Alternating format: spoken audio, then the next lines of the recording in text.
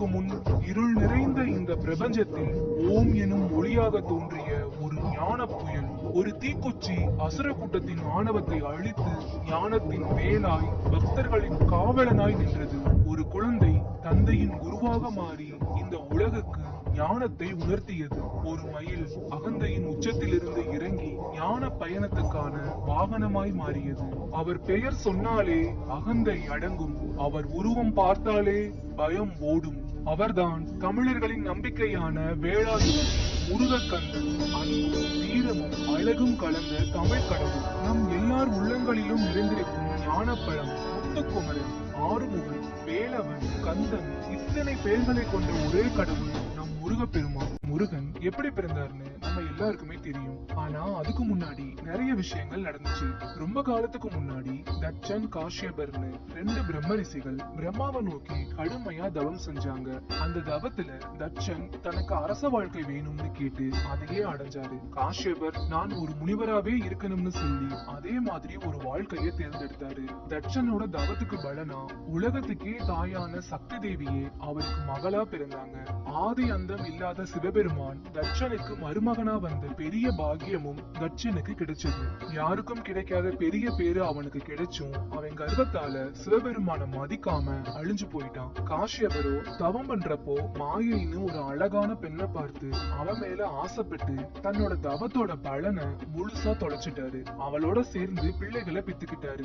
காஷ்யபரும் மாயாவும் மனித உருவத்தோட இருந்தப்போ பிறந்தவன் தான் சூரபத்மன். அவங்க யானை முகத்தோட கூடினப்போ பிறந்தவன் தாரகாசுரன். அதுக்கப்புறம் சிங்க முகத்தோட இருந்தப்போ சிங்கமுகாசுரன் பிறந்தான். தனக்கு பிறந்தவங்க எல்லாருமே அசுரர்கள்னு தெரிஞ்சதும் காஷ்யபர் ரொம்பவே கவலைப்படுறாரு. அவர் தன்னோட மகன்களை கூப்பிட்டு, உலகத்திலேயே ரொம்ப உயர்ந்தவர் சிவபெருமான், நீங்க அவர் எந்த காரணத்துக்காகவும் பகச்சுக்காதீங்க. அவரை நோக்கி தவம் செஞ்சு அவர்கிட்ட வேணுங்கிற வரங்களை வாங்கி வாழ்க்கைய நல்ல முறையில வாழுங்கன்னு அறிவுரை சொல்றாரு. அது மட்டும் இல்லாம சிவபெருமான மதிக்காம இருந்த தட்சனோட கதையையும் சொன்னாரு. காஷ்யபர் சொன்னதை கேட்ட அவரோட மகன்கள் 3 பேருமே இன்னையில இருந்து சிவபெருமான் தான் எங்கள் தெய்வம், நாங்க அவரையே கும்பிடுறோம்னு சொன்னாங்க. அதுக்கப்புறம் தந்தையோட அறிவுரைப்படி அவங்க 3 பேரும் சிவபெருமான நோக்கி தவம் செஞ்சாங்க. அவங்களோட கடுமையான தவத்துல மகிழ்ந்து போன சிவபெருமானும் அவங்களுக்கு வரம் கொடுக்கறதுக்காக வந்தாரு. சிவபெருமான பார்த்த சந்தோஷத்துல அவங்க 3 பேரோட மனசுலயும் பேராசைங்கிற ஒரு மாயை உள்ள நுழைஞ்சிருச்சு. அவங்க தந்தை சொன்ன அறிவுரைய மறந்துட்டாங்க. 1008 உலகங்களையும் 108 அண்டங்களையும் ஆள்ற வரத்தையும் அது கூடவே சாகாத வரத்தையும் கேட்டாங்க. இதை கேட்டதும் சிவபெருமான், சூரபத்மா, நீ கேட்ட முதல் 2 வரங்களையும் தரேன், ஆனா சாகாத வரம்னு ஒண்ணு இந்த பூமியில பிறந்த எந்த உயிருக்கும் கிடையாது, அதனால உனக்கு உன் மரணத்தை தேர்ந்தெடுக்கக்கூடிய வரத்தை தர்றேன்னு சொல்றாரு. உடனே சூரபத்மன் கர்வத்தோட தான் ரொம்ப புத்திசாலின்னு நினைச்சுக்கிட்டு, சுவாமி, பெண்ணுக்கு பிறக்காத ஆனா பெண்ணுக்கு மகனா இருக்கிற ஒருத்தனாலதான் எனக்கு முடிவு வரணும்னு கேட்டான். அதே மாதிரி வரம் கொடுத்துட்டு சிவபெருமானும் மறைஞ்சிட்டாரு. அப்போல இருந்து சூரபத்மனோட அட்டகாசங்கள் ஆரம்பமாச்சு. தன்னை அழிக்கிறதுக்கு யாருமே இல்லைங்கிற கர்வம் அவனோட கண்ணை மறைச்சது. முனிவர்களையும் ரிஷிகளையும் ரொம்பவே கஷ்டப்படுத்துறான். தேவர்களையும் நவ கிரகங்களையும் கூட அடிமையாக்கி சிறையில அடைச்சிடுறான். தேவலோக பெண்களுக்கு அவன் பண்ண கொடுமைகளை சொல்லவே முடியாது. அசுரர்கள் இந்திராணியையும் சிறையில அடைக்க முயற்சி செஞ்சப்போ அவ தன்னை ஒரு பூவா மாத்திக்கிட்டு அங்க இருந்து தப்பிச்சிட்டா. அவனோட கொடுமையை பார்த்து எல்லா உலகங்களுமே நடுங்குச்சு. மழையும் காற்றும் வெயிலும் கூட அவனை கேட்டுட்டு தான் அவங்க வேலையை செய்யணும்னு ஒரு நிலைமை. அப்போ நாரதர் பிரம்மாவையும் மகாவிஷ்ணுவையும் கூட்டிக்கிட்டு கைலாயம் வந்தாரு. அங்க உலகாலும் ஈசன் கிட்ட தேவர்களோட நிலைமைய சொல்லி எங்களை காப்பாத்துங்கன்னு கேட்டாரு. சிவபெருமானுக்கு ஈசானம், தத்புருஷம், அகோரம், வாமதேவம், சத்யோஜாதம்னு 5 முகங்கள் இருக்கு. அதோட ஞானிகள் மட்டுமே பார்க்க முடிகிற ஒரு முகமா அதோ முகம்னு சொல்லப்படுற ஞான முகம் இருக்கு. ஒவ்வொரு முகத்திலையும் இருந்து ஒரு நெருப்பு பொரிய வர வச்சு அதை தன்னோட நெத்தி கண்ணால வெளியிட்டாரு. அந்த கணத்துல உலகமே ஒரே வெப்பமயமா மாறிடுச்சு. அந்த வெப்பத்தை தாங்க முடியாத பார்வதி தேவி அங்க இருந்து ஓடுனாங்க. அவங்க ஓடுற வேகத்துல அவங்க கால்ல அணிஞ்சிருந்த கொலுசுல இருந்த நவரத்னங்கள் சிதறி போச்சு. அந்த நவரத்னங்கள்ல நெருப்போட வெப்பம் பட்டு அதுக எல்லாமே நவ வீரர்களா உருவானாங்க. அக்னி பகவான் அந்த நெருப்பை கொண்டு போய் சரவண பொய்கையில சேர்த்தாரு. அங்க அந்த நெருப்போட வெப்பம் தணிஞ்சது. அழகான 6 தாமரை மலர்கள்ல 6 குழந்தைகள் சிவப்பு நிறத்துல ஜொலிச்சிட்டு இருந்தாங்க. இருந்தாங்க. அவங்கள கார்த்திகை பெண்கள் 6 பேரும் எடுத்து பால் கொடுத்து வளர்த்தாங்க. அன்னை சக்தி தன்னோட சக்திகளை அவங்களுக்கு கொடுத்தாங்க. அதனால அந்த பெண்களுக்கும் தெய்வாம்சம் கிடைச்சது. பார்வதி தேவி அந்த 6 குழந்தைகளையும் சேர்த்து அணைக்கிறப்போ 6 முகங்களும் 12 கரங்களும் கொண்ட ஒரே குழந்தையா, அதாவது 6 முகனா மாறினாரு. இதனாலேயே இவருக்கு கந்தன்கிற பேரும் வந்துச்சு.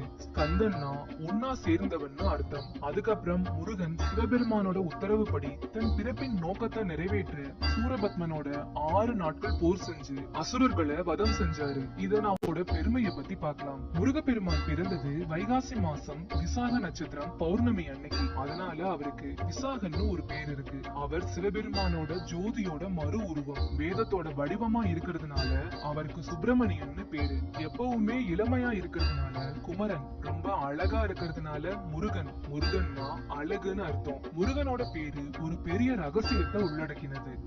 முகுந்தன், ருத்ரன், கமலத்துல உதிச்ச பிரம்மா. அதனால முருகன் மும்மூர்த்திகள் செய்யற படைத்தல், காத்தல், அழித்தல்னு 3 வேலையையும் செஞ்சு மக்களுக்கு அருளை தர ஒரு கருணை நிறைந்த கடவுளா இருக்காரு. முருகனோட 6 முகங்களும் வெறும் வடிவங்கள் மட்டும் கிடையாது. அது ஒவ்வொரு குணத்தையும் ஒவ்வொரு தத்துவத்தையும் குறிக்குது. ஒரு முகம் ஞானத்தை உணர்த்துது, அறியாமைங்கிற இருளை நீக்கி அறிவை வெளிச்சமா காட்டுது. ஒரு முகம் பேரழகை காட்டுது, இளமையும் பொழிவும் நிறைந்த அவரோட அழக இது குறிக்குது. ஒரு முகம் வீரத்தை குறிக்குது, அசுரர்களை அழித்து நல்லவர்களை காப்பாற்றுகிற அவரோட வல்லமையை இது உணர்த்துது. ஒரு முகம் பக்தர்களுக்கு அருள் கொடுக்குது, தன்னை மனசார வணங்குறவங்க எல்லாரையும் காக்குற கருணை உள்ளத்தை இந்த முகம் காட்டுது. ஒரு முகம் தன்னோட பக்தர்களை காத்து அவங்களுக்கு மோட்சத்தை தர்றத குறிக்குது. ஒரு முகம் வேள்விகள், யாகங்கள், பூஜைகள் இதையெல்லாம் ஏற்றுக்கிற குணத்தை குறிக்குது. இந்த 6 குணங்களையும் கொண்டவர் தான் முருகப்பெருமான். அதனாலதான் அவரை வணங்குறப்போ நமக்கு முழுமையான ஞானமும் அருளும் வெற்றியும் கிடைக்கும். முருகனோட 6 முகங்களும் மற்ற தெய்வங்களோட சக்திய உள்ளடக்கியதா பார்க்கப்படுது. ஒரு முகம் மகாவிஷ்ணுவை குறிக்குது. விஷ்ணு பகவான் மாதிரி முருகனும் உலகை காக்குற தொழில ஈடுபடுறாரு. 2வது முகம் அக்னி பகவான குறிக்கும். அக்னியை போல முருகனும் ஒளியா இருந்து இருளை, அதாவது அறியாமைய அழிக்கிறாரு. 3வது முகம் தத்தாத்ரேயரை குறிக்கும். தத்தாத்ரேயர் மாதிரி முருகனும் முழுமையான ஞானத்தை உணர்த்துபவர். 4வது முகம் பிரம்மதேவரை குறிக்கும். பிரம்மனை போல முருகப்பெருமானும் படைக்கும் தொழில மேற்கொள்வத இது குறிக்கும். 5வது முகம் சிவபெருமான குறிக்குது. சிவபெருமானோட 5 முகங்களை போலவே முருகனும் அழித்தல், காத்தல், படைத்தல், அருளல், மறைத்தல்னு 5 தொழில்களை செய்யறாரு. 6வது முகம் கந்தன், அதாவது முருகனை குறிக்குது. மற்ற தெய்வங்களோட அம்சங்களை உள்ளடக்கி முழுமையா அருள் செய்கிற கந்தனோட முகம் தான் இது. இப்படி முருகன் மற்ற தெய்வங்களோட சக்திகளையும் உள்ளடக்கி முழுமையான கடவுளா இருக்காரு. முருகு அப்படின்னா அழகு, இளமை, இயற்கையான மனம், இந்த 3 குணங்களும் இணைஞ்சவர் முருக கடவுள். அதனாலதான் அவருக்கு முருகன் அப்படின்னு பேரு. முருகனோட ஞானம் எவ்வளவு பெருசுனா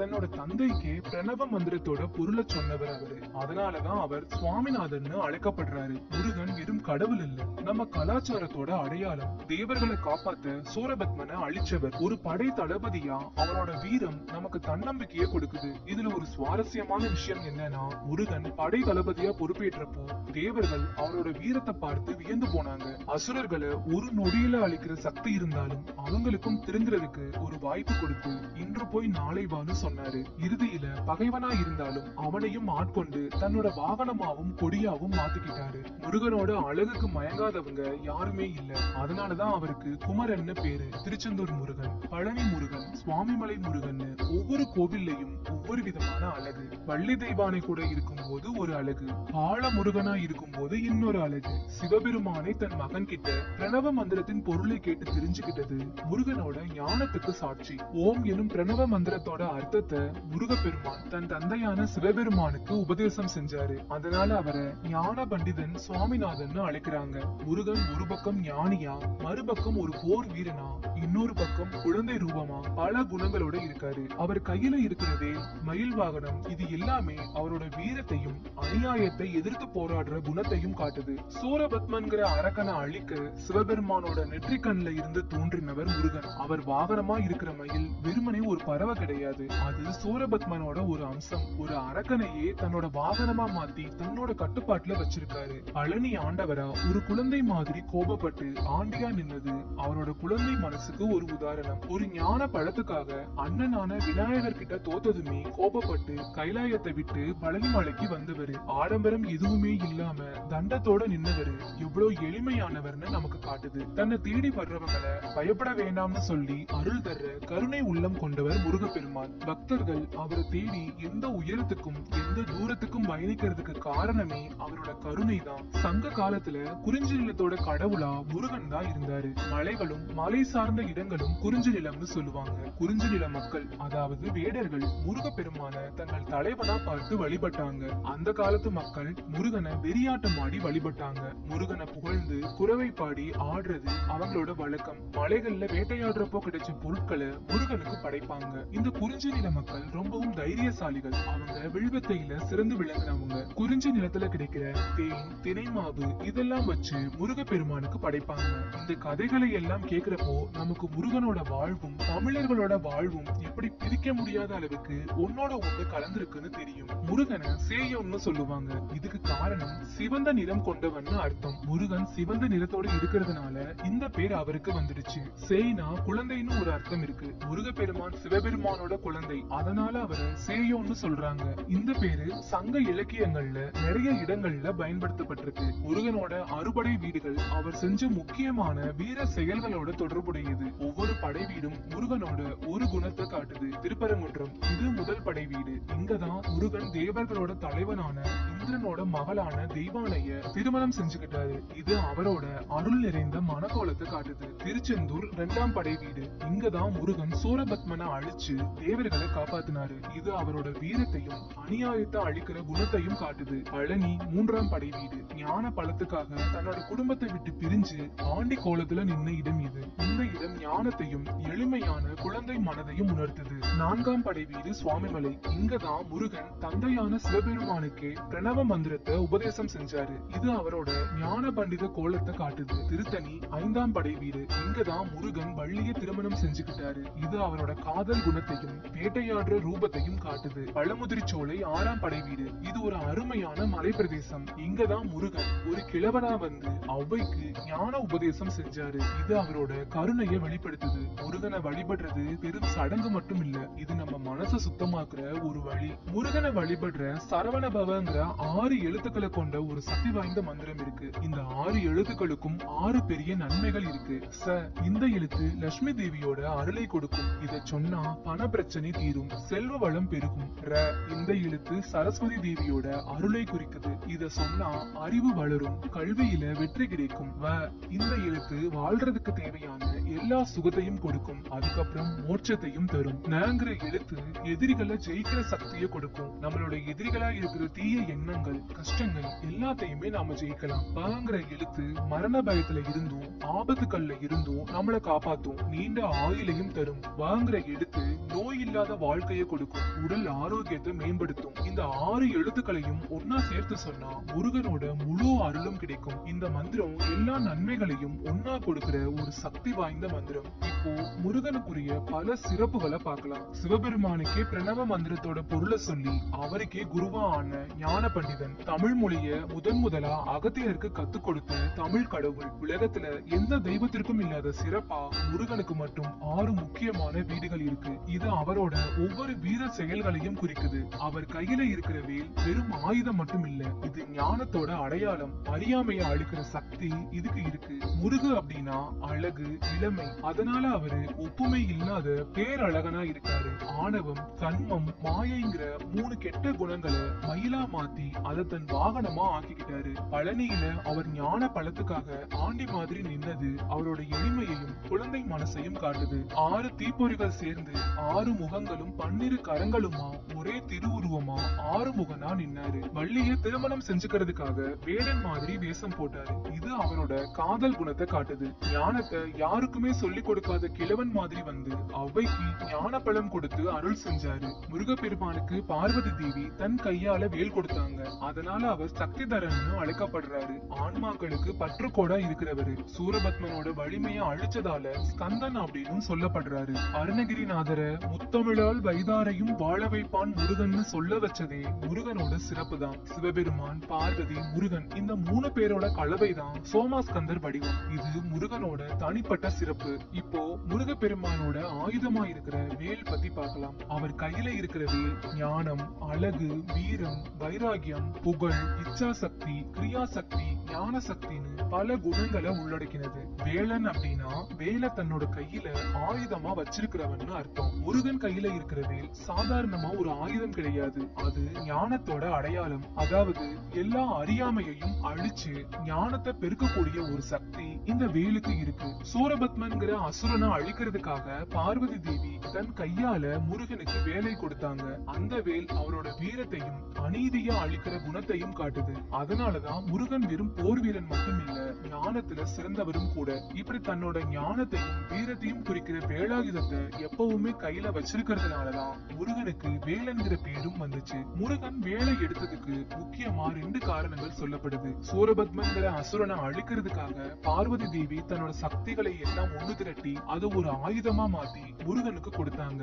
அந்த ஆயுதம் தான் வேல். அதனால வேல்ங்கிறது ஒரு ஆயுதம் மட்டும் இல்ல, அது அன்னை பராசக்தியோட வடிவமாவே பார்க்கப்படுது. வேல் ஞானத்தோட வடிவமாவும் இருக்கு. வேலோட நுனிப்பகுதி கூர்மையா இருக்கும், நடுப்பகுதி அகலமா இருக்கும், அடிப்பகுதி ஆழமா இருக்கும். இது என்ன சொல்லுதுன்னா ஒருத்தரோட அறிவு கூர்மையா விசாலமா அதே சமயம் ஆழமாவும் இருக்கணும்னு சொல்லுது. முருகன் கையில இருக்கிற வேலுக்கு பல சிறப்புகள் இருக்கு. வெல் அப்படிங்கிற வினைச்சொல்லுல இருந்துதான் வேலுங்கிற பெயர் வந்துச்சு. அதனால வேல் அப்படின்னா வெற்றின்னு அர்த்தம். அதை ஏந்தினவங்களுக்கு அது நிச்சயமா வெற்றியை கொடுக்கும். அதனாலதான் வெற்றி வேல்னு சொல்லுவாங்க. ஒருத்தரோட மனசுல இருக்கிற கெட்ட எண்ணங்கள், ஆணவம், அறியாமை இதையெல்லாம் அழிக்கிற சக்தி அந்த ஞான வேலுக்கு இருக்கு. முருகனை மனசார நம்பி வணங்குறவங்களுக்கு எந்த ஆபத்து வந்தாலும் முருகன் வர்றதுக்கு முன்னாலேயே வேல் போய் அவங்கள காக்கும் அப்படிங்கிற ஒரு நம்பிக்கை இருக்கு. வேலுண்டு வினை இல்லைன்னு சொல்றது இதனாலதான். முருகனோட சிலைகள் இல்லாத சில கோவில்கள்ல வேலை மட்டும் வச்சு வணங்குற வழக்கம் இருக்கு. வேல் வழிபாட்ட சக்தி வழிபாடுன்னு சொல்லுவாங்க. ஏன்னா இது பார்வதி தேவியோட அம்சம். இப்போ மயிலையும் சேவலையும் முருகன் தனக்கு வாகனமாவும் கொடியாவும் எடுத்துக்கிட்டதுக்கான காரணத்தை பார்க்கலாம். முருகனுக்கும் சூரபத்மன்கிற அசுரனுக்கும் பெரிய போர் நடந்துச்சு. அந்த போர்ல சூரபத்மன் பல வடிவங்களை எடுத்து முருகனோட சண்டை போட்டான். கடைசியா ஒரு பெரிய மாமரமா மாறி நின்னான். அப்போ முருகன் தன் கையில இருந்த வேலாயுதத்தால அந்த மாமரத்தை 2ஆ பிளந்தாரு. அப்போ சூரபத்மன் முருகனோட ஞானத்தை உணர்ந்து தன்னோட தப்ப மன்னிக்கும்படி வேண்டிக்கிட்டான். உடனே முருகப்பெருமான் அந்த மாமரத்தோட 2 பாகத்துல ஒரு பாகத்தை மயிலாவும் இன்னொரு பாகத்தை சேவலாவும் மாத்தினாரு. அவர் செஞ்ச இந்த அற்புதத்தால சூரபத்மன் ஆணவம் நீங்கி சாதுவா மாறினான். அதுக்கப்புறம் மயில தன்னோட வாகனமாவும் சேவலை தன்னோட கொடியாவும் வச்சுக்கிட்டாரு. இப்படித்தான் மயிலும் சேவலும் முருகனுக்கு உகந்த பறவைகளா மாறிச்சு. இந்த மயில் சேவல் 2மே பறவைகள் மட்டும் கிடையாது. இதுக்கு பின்னாடி சில தத்துவங்களும் இருக்கு. முதல்ல மயில் அழகுக்கு எடுத்துக்காட்டு. ஆனா அது அழகோட மட்டும் இல்லாம ஞானத்தோட அடையாளமாவும் இருக்கு. மயில் தன்னோட தோகையை விரிக்கிறப்போ அது ஓம்ங்கிற பிரணவ மந்திரம் மாதிரி இருக்கும்னு சொல்லுவாங்க. அதாவது ஞான சொரூபியான முருகன் ஓங்கார வடிவமான மயில் மேல ஏறி வர்றாரு. மயில் வாகனத்தோட முக்கியமான தத்துவம் என்னன்னா சூரபத்மனோட அகந்தை அழிஞ்சு அவன் இறைவனோட வாகனமா மாறின மாதிரி ஒருத்தரோட மனசுல இருக்கிற ஆணவம், அகந்தை, மாயை இதெல்லாம் நீங்கி அவங்க இறைவனை சரணடையணும்ங்கிறத மயில் காட்டுது. அடுத்து சேவல் அதிகாலையில கூவி உலகத்துக்கு விடிகள் வந்துடுச்சுன்னு அறிவிக்கும். இது என்ன சொல்லுதுன்னா அறியாமைங்கிற இருள் நீங்கி ஞானம்ங்கிற ஒளி வரப்போகுது. முருகனோட சேவர் கொடி அறியாமை இருளை நீக்கி ஞானத்தை பரப்புறத குறிக்குது. சேவல் கோழி குஞ்சுங்க மேல வர்ற ஆபத்தை எதிர்த்து போராடி அதை பாதுகாக்கும். அதே மாதிரி முருகனோட சேவல் கொடி தன்னை வணங்குற பக்தர்களை எல்லா ஆபத்துக்கள்ல இருந்தும் காக்கும்ங்கிறத உணர்த்துது. மத்த கடவுள்கள் மாதிரி இல்லாம முருகப்பெருமான் எந்த பிறவியும் எடுத்ததில்ல. அவர் நேரடியா இந்த பிரபஞ்சத்துக்கு சிவபெருமானோட சக்தி ரூபமா வந்தவர். சுப்பிரமணியன், அதாவது சூங்கிறது மங்களம், பிரம்மண்யம்ங்கிறது வேத அறிவு. இந்த சொற்கள்ல இருந்துதான் சுப்பிரமணியன்கிற பேர் வந்திருக்கு. இதுவும் முருகன் பிறப்புக்கு அப்பாற்பட்டவர்ங்கிறத உணர்த்துது. பொதுவா முருகனோட சிலைகள்ல நிக்கிற மயில் தன்னோட ஒரு காலால பாம்பை மிதிச்சுக்கிட்டு இருக்கிற மாதிரி இருக்கும். இந்த பாம்பு வெறுமனே ஒரு உருவம் இல்ல, இதுவும் ஒரு தத்துவத்தை நமக்கு உணர்த்துது. பாம்பு ஆணவம், ஆசை, பொறாமை, பொய்ங்கிற தீய குணங்களோட அடையாளம். மயில் அந்த பாம்பை மிதிக்கிறது முருகப்பெருமான் தன் பக்தர்களோட மனசுல இருக்கிற இந்த தீய குணங்களை அழிச்சு ஞானத்தையும் நல்ல எண்ணங்களையும் தருவாருங்கிறத குறிக்குது. இயல்பாவே மயிலுக்கு பாம்பு எதிரி. மயில் பாம்பு அடிச்சு சாப்பிடும். ஆனா முருகன் கிட்ட இவங்க 2 பேரும் ஒன்னா எல்லாம் இருக்காங்கன்னா அதுக்கு பின்னாடியும் ஒரு தத்துவம் இருக்கு. மயில்ங்கிறது சூரபத்மன்கிற அசுரனோட அகந்தை, ஆணவம். முருகன் அந்த அகந்தைய அழிச்சு அதை தன்னோட வாகனமா ஆக்கிக்கிட்டாரு. அதே மாதிரி பாம்பு மனித மனசுல இருக்கிற தீய எண்ணங்களோட குறியீடு. முருகன் தன்னோட ஞானத்தால இயற்கையில எதிரிகளா இருக்கிற மயிலையும் பாம்பையும் சமாதானப்படுத்தி ஒன்னா வச்சிருக்காரு. அதாவது பகைமையின் குறியீடான பாம்பையும்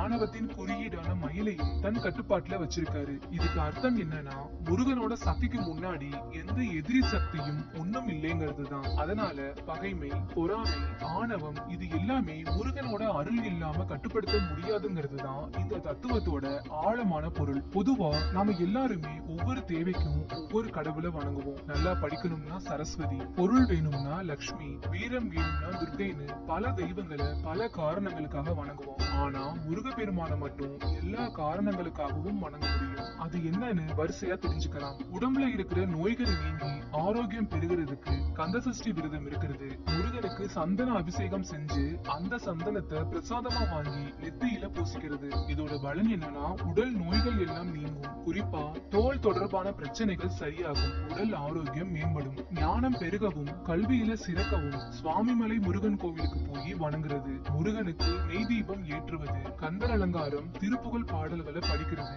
இதோட பலன் கல்வியில மேன்மை உண்டாகும், அறியாமை நீங்கி ஞானம் பெருகும், மாணவர்களும் நல்ல மதிப்பெண் வாங்கி வாழ்க்கையில சிறப்பா இருப்பாங்க, தொழில் வளம் பெருகி செல்வம் பெருக திருச்செந்தூர் முருகன் கோவிலுக்கு போய் கடல் நீராடி முருகனை வணங்கணும், கந்த சஷ்டி கவசம் தினமும் சொல்லணும். இதுக்கான பலன் தொழில்கள்ல இருந்த தடைகள் நீங்கும், செய்கிற காரியங்கள்ல வெற்றி கிடைக்கும், பணவரவு அதிகரிக்கும், செல்வம் பெருகும், திருமணம் நடக்கவும் குழந்தை பாக்கியம் பெறவும் திருத்தணி முருகன் கோயிலுக்கு போய் வணங்கணும். செவ்வாய்க்கிழமைகள்ல முருகனுக்கு செவ்வரடி மாலை சாத்தி விரதம் இருக்கணும். இதுக்கான பலன் திருமண தடை நீங்கும், நல்ல வரன் அமையும். குழந்தை பாக்கியம் இல்லாதவங்க முருகனை மனசார வணங்கினா நல்ல குழந்தை பெரு கிடைக்கும், வீரம் பெருகவும் பயம் நீங்கவும் வழிபாடு. பழனி முருகன் கோயிலுக்கு போய் காவடி எடுக்கிறது, வேலாயுத வழிபாடு செய்யறது. இதுக்கான பலன் மனசுல இருந்த பயம் குழப்பம் நீங்கும், தைரியம் உண்டாகும், வீரம் பெருகும், எதிரிகளை வெல்ற பலமும் கிடைக்கும். இப்படி ஒவ்வொரு தேவைக்கும் ஏத்த மாதிரி முருகனை வழிபட பல வழிகள் இருக்கு.